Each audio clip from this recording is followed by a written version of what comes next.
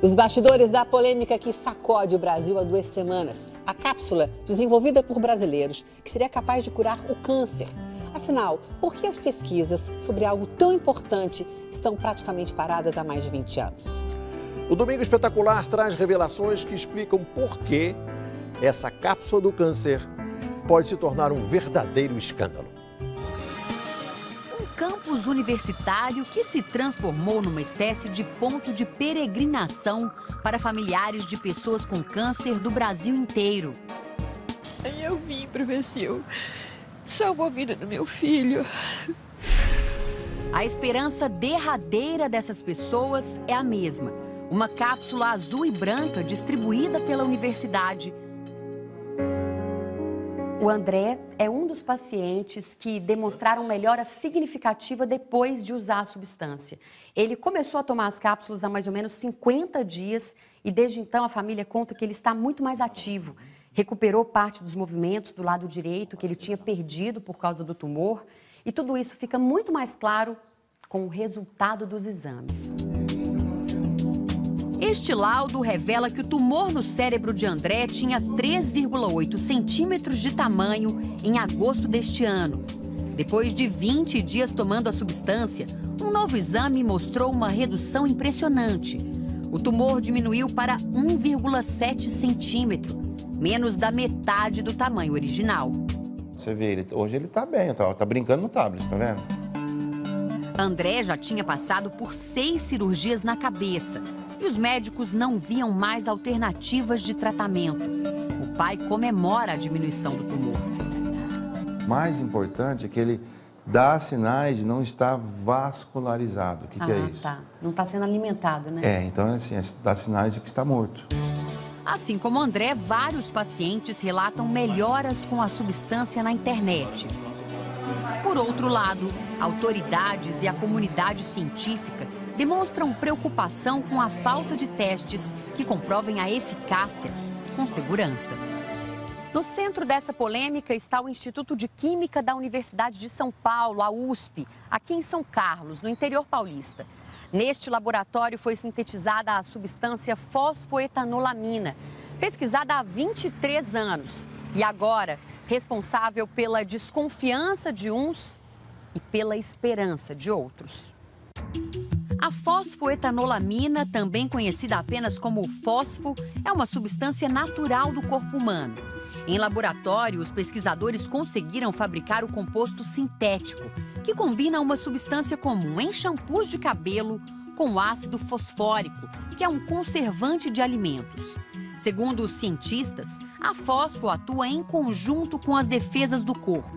Ela age como um sinalizador, que deixa as células cancerosas mais visíveis para o organismo combatê-las.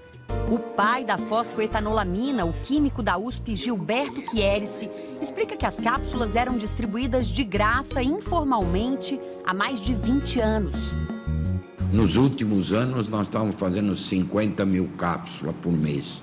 Isso daria um volume aí de 800 a 1.000 pessoas por mês. Segundo o professor, cada cápsula custa cerca de 10 centavos. A substância ainda não foi testada em pacientes, de acordo com as exigências da Agência Nacional de Vigilância Sanitária, a Anvisa. Por isso, não tem registro e não pode ser considerada um medicamento. Com base nesse motivo, a USP suspendeu a entrega das cápsulas após a aposentadoria do criador da substância. Agora só conseguem as cápsulas os pacientes que entram na justiça. Os tribunais já determinaram a entrega da fósfo a cerca de 800 pessoas. Este advogado de São Carlos tem atendido dezenas de clientes por dia interessados na substância. A procura é muito grande no Brasil todo, até exterior a gente tem ligações. Manuela diz que tem uma liminar judicial e mesmo assim não conseguiu as cápsulas. Ela conta que está há 6 dias na porta do prédio administrativo do Instituto de Química, em busca de uma alternativa para o marido de 60 anos. Carlos fez de tudo para combater o câncer, mas a doença se espalhou e atingiu órgãos vitais, como pulmão e cérebro. A minha única esperança é a fósforo. Não tem jeito, eu larguei tudo lá, ele doente, criança, tudo para tentar alguma coisa aqui. Em algum momento ele já usou a fosfoetalonamina? Ele nunca usou. A USP afirma que não tem capacidade para produzir a substância em larga escala. E com tantas pessoas à procura das cápsulas, a universidade passou a fazer a entrega apenas para quem tem ordem judicial e pelo correio. Este oncologista critica o posicionamento da justiça brasileira. Quem é o responsável se alguém tiver um problema grave com a droga? O juiz? O Supremo? Quem? Então não é assim que se faz. O criador da substância diz que sempre desejou realizar as próximas etapas da pesquisa. O professor Gilberto conta que chegou a firmar um convênio com o Hospital Amaral Carvalho de Jaú, no interior de São Paulo. Era um convênio que nós tínhamos. Está registrado isso. E o mais interessante, eu não entendi por quê. Toda vez que o hospital é consultado, ele nega. No início da semana, o Hospital Amaral Carvalho negou em nota a existência de uma parceria para a pesquisa de fosfoetanolamina. O hospital afirma que em 1996 foi firmado convênio com a USP de cooperação científica para estudo de outras substâncias, que não têm relação com a fosfoetanolamina. O Domingo Espetacular teve acesso com exclusividade a um documento do Ministério da Saúde de 1995. Ele revela que o governo aprovou um pedido de estudo de novas drogas para tratamento de câncer no Hospital Amaral Carvalho. Um outro documento revela que 7 meses depois, o convênio com o hospital foi aprovado pela unanimidade dos membros presentes em reunião na USP. E mais, a fosfoetanolamina foi mencionada em um laudo de toxicidade da Unesp, a Universidade Estadual Paulista, como sendo o produto do Hospital Amaral Carvalho. O resultado do teste, feito em ratos fêmeas, demonstrou que a substância não é tóxica. Por telefone, o superintendente do hospital, Antônio Cesarino Navarro, deu explicações. Isso, o convênio disso foi firmado, foi em 95, 96, não me lembro. Agora, o convênio foi feito, mas não foi executado, porque não há registro nenhum que essas pesquisas clínicas tenham sido realizadas e os efeitos de determinadas substâncias sobre os pacientes. Então, não há registro sobre essa. Tem alguma possibilidade de os médicos do hospital terem distribuído ou sugerido para os pacientes informalmente que eles buscassem a substância na USP? Olha, isso eu não tenho como dizer. Eu acho que nós temos um grupo de 150 médicos, 200 médicos. Se houve isso, não é de conhecimento da instituição. Nossa produção procurou a USP, que não comentou o assunto.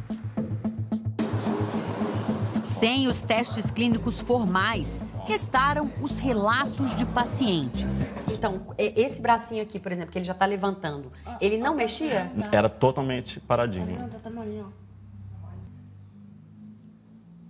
Tá vendo? E ele não fazia isso? Nada. Era totalmente plástico, paradinho o braço dele. Tanto o braço quanto perna. Olha só. O que acontece é que esses pacientes te trazem um retorno, apesar de desconhecer, de não ter a prática do médico. Ele disse, olha, meu exame está aqui e aqui está dizendo que eu não tenho mais nada. Isso eu ouvi centenas de vezes. Tem um casamento marcado. A fisioterapeuta Thalita estava com o casamento marcado quando descobriu um câncer de mama. Precisou retirar o seio direito. E o próximo passo seriam 8 sessões de quimioterapia. Eu falei, mas poxa, eu não tô curada? Ah, tá, mas precisa de 8 para prevenção. Para ir pedir uma volta do tumor, uma recidiva. E aí isso me deixou muito triste. Thalita preferiu pesquisar alternativas e tomou uma decisão polêmica. Substituiu a quimioterapia por 2 anos de tratamento com a fosfoetanolamina. E me sentia viva mesmo, tanto é que aí eu falei, bom, agora eu vou remarcar meu casamento. Poxa, eu não vou fazer quimio, eu não vou perder o cabelo. E eu voltava no meu médico em Ribeirão Preto e ele se espantava. Toda vez que ele me via entrando na sala dele, ele falava, nossa, Thalita, você tá ótima. Eu falava, estou ótima. Ele ainda tomando aquele medicamento? Eu falava, ainda tomando. Isso, assim... A fisioterapeuta se casou, teve uma filha. Hoje, 6 anos depois, ela ainda faz exames de rotina e já pode se dizer curada. O oncologista Antônio Buzaide pondera. Em casos como o de Thalita, é bem provável que apenas a cirurgia já tenha sido suficiente para curar a doença. Qual é a chance dessa senhora, sem fosfetanolamina, sem nada, curar com a cirurgia? Aproximadamente 80%. Vamos admitir que ela estivesse tomando a busamicina, feita pelo Dr. Buzaide. Eu vou dizer que foi a busamicina que fez bem a ela? Para Tereza, a fórmula do professor Gilberto não funcionou. Ela tem um câncer agressivo que já havia se espalhado pelo corpo quando ela começou a consumir as cápsulas. Eu a tomei por 60 dias e não tive resultados. Assim como também não tive resultados com as quimioterapias aprovadas pela Anvisa e não houveram melhora. Então, tanto a fósforo como as químios, para mim, não deu resultado. Apesar disso, Tereza não descarta as cápsulas que sobraram. Se eu melhorar da imunidade, assim que eu melhorar da imunidade, eu penso em voltar a experimentar a fósforo, sim. Porque são centenas de relatos de cura e sem efeitos colaterais. Pela internet, o Domingo Espetacular conversou com o único médico da equipe do professor Gilberto. Renato Meneghello testou a substância em células humanas e em ratos. Ele reconhece que o composto pode não funcionar para determinados tipos de câncer. O câncer não é uma doença. O câncer são inúmeras doenças, tá? Que são interligadas, transformando-se em uma só. Quais são os tumores, como ele age, como ele não age, por que ele age, qual que é mais forte, qual que é menos forte, como tem que estar o sistema imune da pessoa, em que situação ela tem que estar, eu preciso fazer o teste clínico. Nós imploramos para fazer os testes clínicos. Na semana passada, a Anvisa informou que não recebeu qualquer pedido de avaliação para registro desta substância, tampouco o pedido de pesquisa clínica. Mas este registro, publicado no site da agência, exibe a agenda do então diretor Dirceu Barbano. No dia 26 de janeiro de 2010, ele teria uma reunião com o professor Gilberto. A pauta? Pesquisa clínica, tratamento para o câncer, na sede da Anvisa em Brasília. Esta semana, a assessoria de imprensa da Anvisa reconheceu a existência da reunião, mas informou que o encontro com o diretor não dispensa de nenhuma forma o protocolo formal com pedido de pesquisa clínica ou registro de medicamento. Esses documentos, obtidos com exclusividade, mostram ainda que a equipe do professor Gilberto também buscou apoio da Fundação Oswaldo Cruz, mais conhecida como Fiocruz. Trata-se de uma das mais importantes instituições de pesquisa da América Latina, ligada ao Ministério da Saúde. A reunião, realizada em novembro de 2013, contou até com representantes da Anvisa e do Ministério do Planejamento. 2 meses depois, a Fiocruz enviou um e-mail em que afirmou ter interesse em realizar a produção pública da fosfoetanolamina. E ainda disse, abre aspas, os resultados disponibilizados até o momento indicam que o produto poderá vir a ser um importante medicamento utilizado no tratamento do câncer. Fecha aspas. O acordo só não seguiu adiante por causa do que estava escrito logo a seguir no e-mail. A Fiocruz pedia que os pesquisadores cedessem a patente do composto e que assinassem um acordo de sigilo. Se ele vai pedir a patente do composto, onde mais nós entramos no resto da pesquisa? Toma a patente para vocês e acabou o nosso trabalho? E eu joguei 15 anos da minha vida fora e o Gilberto jogou 20 anos da vida dele fora? Aí é meio complicado. Não que a gente não queira dar. Nós não estamos querendo lucrar em cima do desespero e da dor do ser humano. Mas nós estamos querendo ter certeza de que, se funciona, isso vai ser veiculado para a população e ele seja gratuito. O Domingo Espetacular também teve acesso a receituários em que médicos particulares e da rede pública de saúde de São Paulo prescrevem a pacientes a fosfoetanolamina criada pela USP de São Carlos. 2 documentos chamam a atenção. Foram escritos por um médico do Hospital Sírio-Libanês em São Paulo, um dos mais renomados do país. Nesses documentos, o médico encaminha pacientes com câncer ao Dr. Gilberto, em São Carlos, e agradece a costumeira gentileza e atenção. Em nota, o Hospital Sírio-Libanês reconhece que no processo da assistência médica é possível que os pacientes demandem tratamentos alternativos. Diante de tamanha polêmica criada pela fosfoetanolamina, o deputado estadual Rafael Silva, que é deficiente visual, propôs a criação de uma comissão parlamentar de inquérito em São Paulo. Ele exibiu na Assembleia Legislativa uma reportagem do Domingo Espetacular e conquistou o apoio necessário para a instauração da CPI.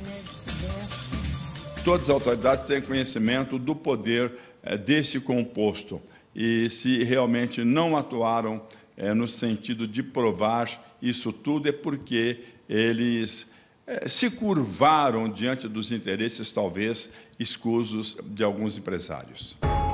Este defensor público federal entrou com uma ação civil pública para exigir o início imediato dos testes que faltam e pediu a liberação da substância, mesmo sem registro na Anvisa, para todos os pacientes em fase terminal de câncer. Essa ação da Justiça é considerada a única alternativa para Dona Gladys, de 75 anos. A aposentada mora em Porto Velho, Rondônia. Viajou 3 dias de ônibus sozinha até São Carlos, na esperança de voltar para casa com o que considera a última chance do filho. Não tenho dinheiro, senhora, sou salariada, eu ganho um salário mínimo, emprestei dinheiro para chegar aqui. O aviso na porta revela que o esforço de Dona Gladys foi em vão, pelo menos por enquanto. Tomando calmante para chegar aqui. Aí chega aqui, tem até guarda que não deixa entrar. Isso não se faz, dona. Não deve fazer isso com a gente, não. Não devo fazer.